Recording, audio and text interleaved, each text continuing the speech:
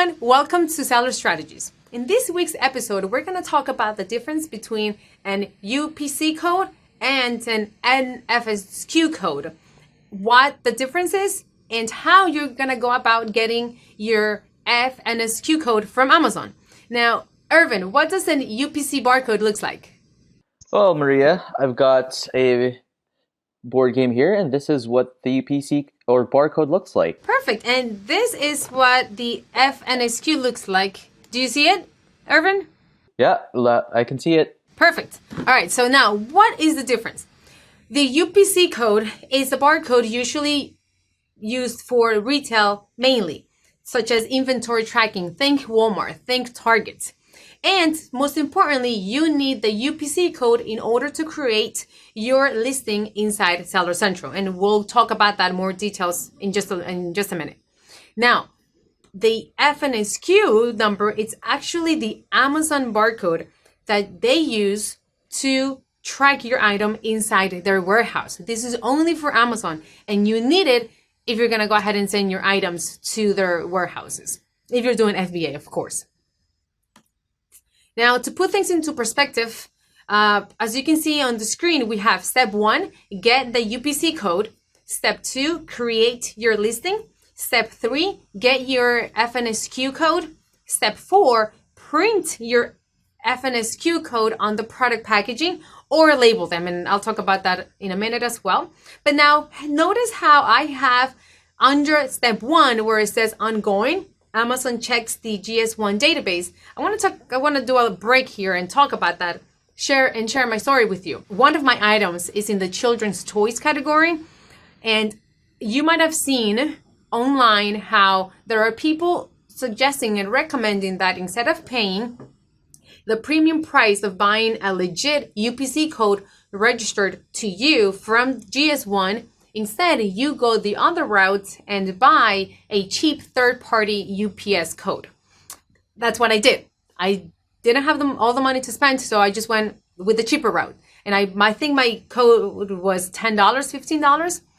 And I went live. I created my listing, all good, until Amazon did 2 or 3 times. They changed my category.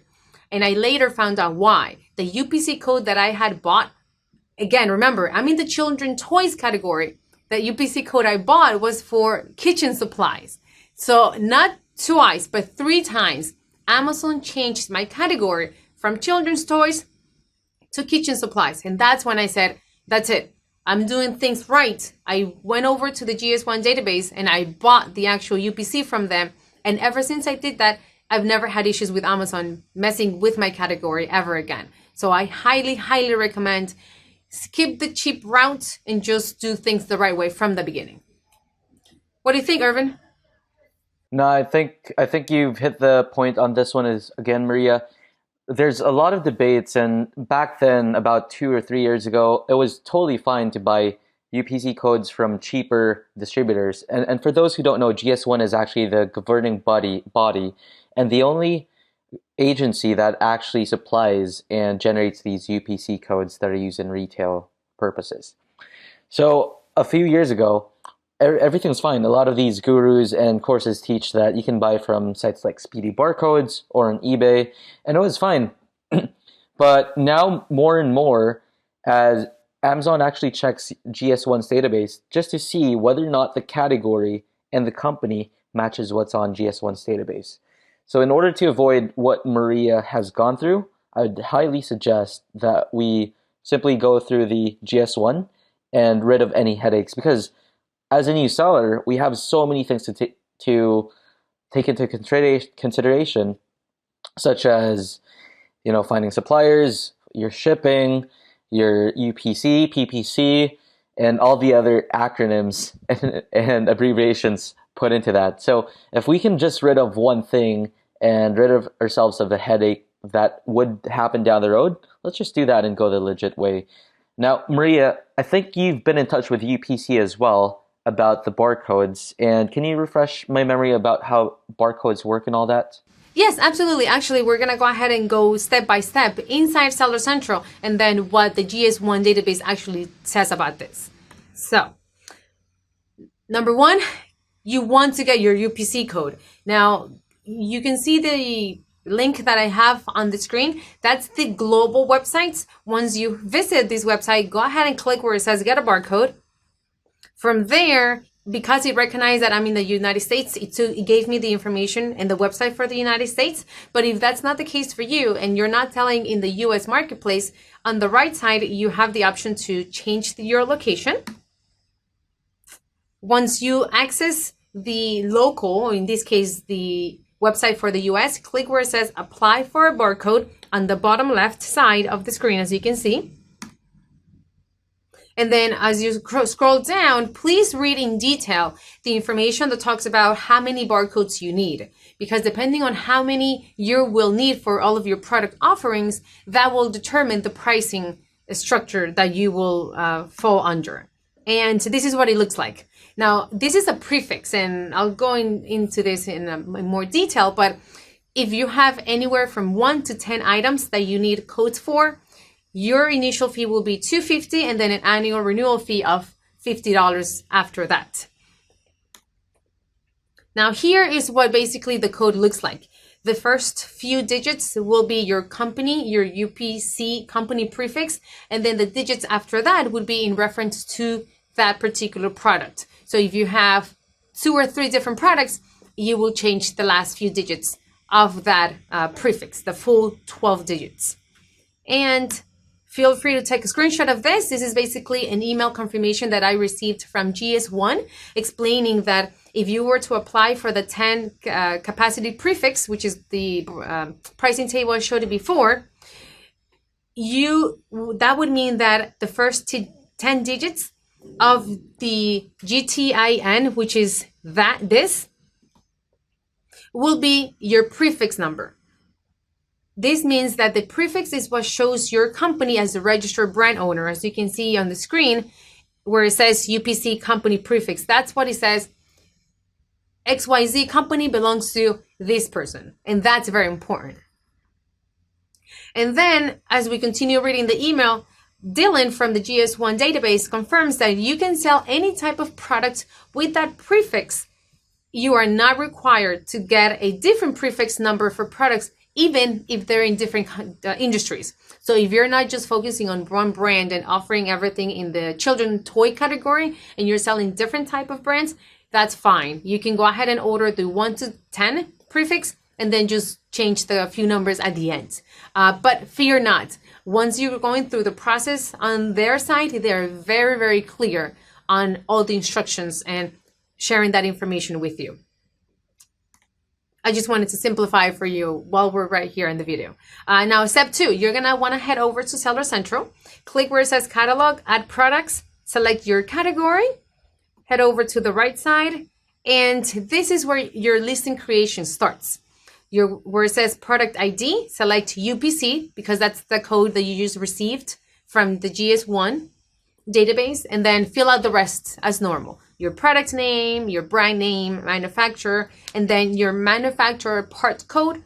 Usually that would be your SKU number, something that you would make up if you wanted to. And then if you have any issues with the listing creation, we have 2 great resources for you, as you can see on the screen. Our parent company for Fetcher and Splitly is Jungle Scout. And the 2 resources I'm referring to, number 1 is session 11 from the $1 Million Case Study. And this is how to craft an optimized Amazon listing. And as you can see, we have the link for you right on the screen. And number 2, one of my favorite ones, is a webinar that our CEO, Greg Mercer, did a couple weeks ago on how to do keyword research correctly. Please, right after this video, go ahead and watch that webinar. It's amazing. Now we move over to step number 3. This is where you get your FNSKU code. You head over in Seller Central, click on Inventory, Manage Inventory. You find your item, and then towards the right side, you're going to want to click on Edit. Then a drop-down shows. You're going to want to head all the way to the top where it says Print Item Label. And here you're going to want to choose the measurement for that code. And in this case, if you're printing your FNSKU code just like it is on this box, you're going to want to ensure that you get the measurement from your manufacturer and how much space you have for that code. Or if you're just bagging your item, you can go ahead and label your FNSKU code. However, if your item is bagged, make sure and check Amazon Seller Central, because you will most likely need a certification mark as well. Then, as you can see on the screen, you enter the number of labels that you're gonna want to print. Click where it says print item labels. Amazon will give you a pop-up that says, please cover any existing standard barcodes such as UPC, ISBN, EIN, or anything with the new code. Why? Remember, the UPC code is what you need to enter inside Seller Central in order to get your FNSKU code. But when it comes to your actual physical product, all you need is the FNSKU code from Amazon, because that's what they're gonna wanna scan once your item hits their warehouse. You click OK, and then that's what the PDF that's gonna download on your computer looks like. You go ahead and save it and send it over to your manufacturer. That's pretty much the process. It takes you only a few minutes, and you wanna make sure that you do it the right way. Right, Ervin? Absolutely. So we just got a question here from Cody about trademarks versus UPC codes and which one they should go after as a new seller. And there's no right or wrong way per se on which method you should go after. I think one benefit, as you were saying all of this, that I thought of, Maria, is if you're to get UPC, even though you just need that to get an FNSKU code on Amazon, down the road, if you decide to expand outside of Amazon, you can actually use that UPC and use that for retail, which comes in handy down the road. Now, trademark comes in handy because trademark allows you to bypass the whole process of getting a UPC code and buying a UPC code. But the big caveat with getting a trademark is it'll take you about at least 6 months to get the whole trademark in your name processed. And between that 6 months, a lot of things could happen. You could have gotten another company name, or maybe could have hit the lottery and decided not to sell on Amazon anymore. So between the two things, it's a lot easier to get a UPC code if you just want to get started right away selling on Amazon, as opposed to going through the whole trademark process, going through lawyers, which will end up being a little bit more expensive if you don't do that yourself. And so roughly, I think I paid about $900 to get my UPC from a lawyer, if I'm not mistaken, or my trademark rather. And so if you weigh in the cost, especially the initial cost of getting a UPC versus a trademark, a UPC definitely goes a lot cheaper and a lot faster, especially if you want to just get into Amazon real quick. So I hope you found this session of seller strategies helpful, guys.